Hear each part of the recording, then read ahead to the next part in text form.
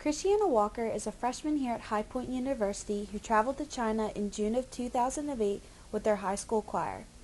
She is here to tell us about her journey through China and the experiences she had. I went to China. We sang with about 4 other choirs to celebrate the Olympics in Beijing, and we traveled to Beijing, Xi'an, and Shanghai.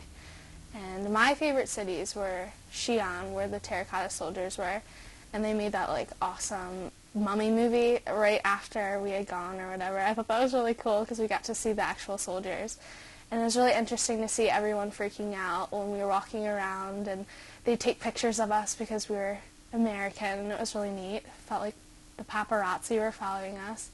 In Beijing, it was really neat how they cleaned up the entire city just for the Olympics, and you could just see the flowers were everywhere, and everything was really clean and beautiful, which was interesting compared to Xi'an, where we went, and it was kind of just multicultural. Not everyone there was Chinese. There was different British cultures and everything else, and it wasn't nearly as clean. But it was really interesting to meet all the different ethnicities when we were touring. We went to the Great Wall and see everyone in their matching outfits and tourists and everything else. And it was just really fun to sing Carmina Burana for these concerts and everything else. Not only was performing important in her journey through China, but also experiencing the cuisine and culture of the Chinese. Their meals are set up more smorgasbord style, I guess, is what it's called. Well, they would set out noodles, they'd set out stewed vegetables, just different meats, chicken, beef, and you kind of just mix them together how you please. And they'd give you the option of water and tea. And for dessert, we were always given watermelon and rarely very, very sweet cake. And it was thick, sweet cake with fluffy icing, and it was a different style of dessert than what we were used to. It was, I guess they were trying to put their own, Chinese twist on American food. And they always had seafood, seaweed, squid, strange fish, duck. We got to go to this really neat dumpling place, and they gave you, I think it was 10 different types of dumplings. They had fruit dumplings with fig. They had chicken dumplings, and they actually shaped the dumpling like a little chicken. And they had dessert dumplings with sugar on them, vegetable dumplings, all kinds of things. That was really neat. Another thing on the culture that was different, which I was not expecting at all, were women always wore heels. Everywhere we went, everyone was wearing heels. I mean, some of the women were very short, and some of them were probably taller than myself. I'm 5'7". I remember I met a girl at a market, a shopping market or whatever, and she was a year younger than me, but she was way taller than me. And I'm pretty sure that was in Xi'an, so there's the different ethnicities or whatever, but she was definitely Chinese. But everywhere else, everyone was wearing heels, and they'd be on a bike pedaling with heels, and they'd be on mopeds with their heels on. It was just different. I wasn't expecting that at all. And people just taking, I guess, our fashion and New York fashion, Paris fashion. She will now explain how the Chinese interacted with her as she toured China. Someone prepared me and told me that the people were going to be really rude to us, saying that they don't like Americans and they don't want Americans in their country, saying that we weren't really welcome there.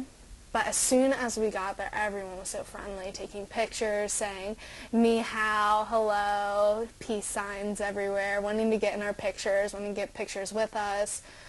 Everywhere we went, everyone was super friendly. Our tour guides were life-changing people. They were always so friendly and outgoing and always willing to go out of their way to make us feel comfortable and make our experience the best that it could be. And just the people, even elders, were friendly, and I was surprised by that. I was expecting them to be upset that we were there and touring their country. Christiana had the opportunity to perform in front of hundreds of Chinese people, and she will now talk about that experience.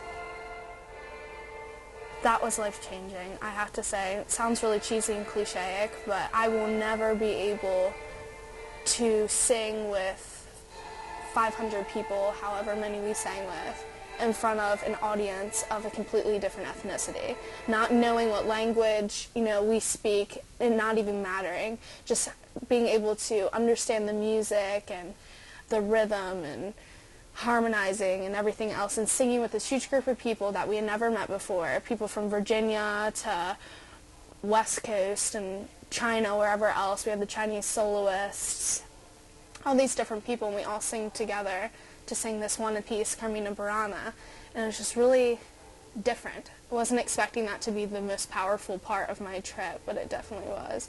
On top of that, we also performed for an elementary school and middle school combined. We did like a little concert for them, and they performed for us, and they sang their Chinese pieces, I guess, that they sang for their choir, and then they sang an American song for us.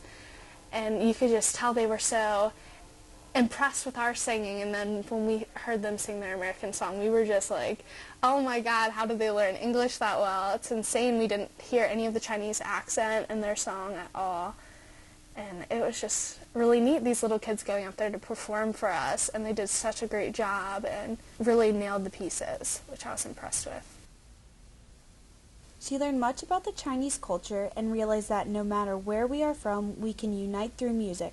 She is going to explain how this trip changed her life. Well, this trip really did change my life, and I've used it a lot for essays, and I used it actually for my application to High Point, and it just, looking at pictures and hearing about China, it just always will be a memory for me, and going to see the Great Wall, and touring the Forbidden City, and walking through Beijing, and going to tour the Bird's Nest, and where they had the Olympics, and just being able to see the city. I will probably never go to China again, so it'll always be a chapter in my life that I'll always remember and always tell everyone about, because it was an awesome trip.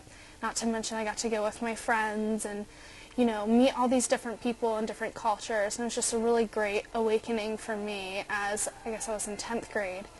I wasn't expecting it to be that big of an impact on my life. Obviously, going to a foreign country would be really awesome, but it touched me in a lot of different ways that I wasn't expecting. Just learning the different ethnicities and the culture of China, and seeing the way their government works and how their education works, and seeing the kids in school and everything, just how everything works over there was really neat. And I'll take that for granted, that trip, and I'll never be able to do something like that again.